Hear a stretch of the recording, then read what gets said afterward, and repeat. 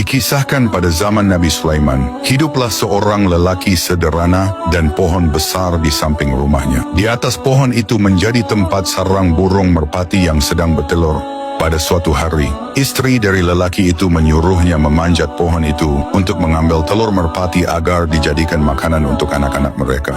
Lelaki itu pun menuruti kemauan istrinya. Kemudian lelaki itu memanjat pohon tersebut dan mengambil telur merpati itu. Selepas kejadian itu, induk merpati yang kehilangan telurnya. Ia pun langsung mengadukannya kepada Nabi Sulaiman tentang kejadian itu. Mendengar hal itu, akhirnya Nabi Sulaiman memanggil lelaki itu dan menasehatinya agar segera bertaubat. Lalu lelaki itu berkata, "Wahai Nabiullah, aku berjanji aku tidak akan mengulanginya lagi." Lalu di kemudian hari, istri lelaki itu menyuruhnya kembali agar mengambil telur merpati itu.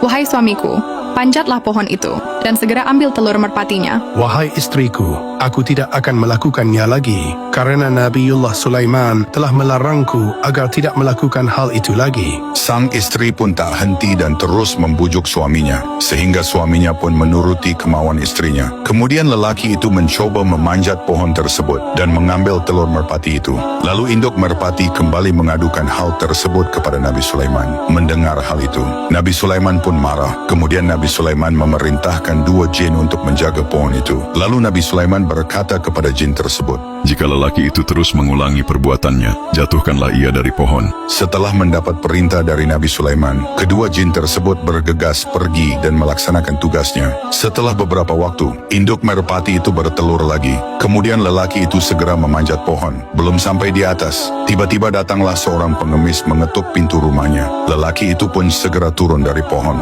Lalu ia mengambil sepotong roti dan memberikannya kepada pengemis itu. Setelah itu, ia kembali memanjat pohon untuk mengambil telur merpati. Saat kedua jin itu telah bersiap untuk menangkapnya dan akan menjatuhkan lelaki itu dari pohon. Namun tiba-tiba Allah mengutus 2 malaikat. Lalu para malaikat pun menangkap kedua jin itu dan melemparkannya ke arah timur dan ke arah barat. Lalu lelaki itu pun selamat. Kemudian induk merpati kembali mengadukan kejadian itu kepada Nabi Sulaiman. Dengan marah, Nabi Sulaiman pun memanggil kedua jin itu. Lalu jin itu berkata, "Wahai Nabiullah, sebelum lelaki itu menaiki pohon, ia telah bersedekah memberi sepotong roti untuk pengemis. Namun ketika kami akan menjatuhkannya, tiba-tiba Allah mengutus 2 malaikat, dan para malaikat itu melemparkan kami." Mengetahui hal tersebut adalah kehendak Allah Subhanahu wa Ta'ala. Nabi Sulaiman pun tak bisa berbuat apa-apa dan pasrah menerima kehendak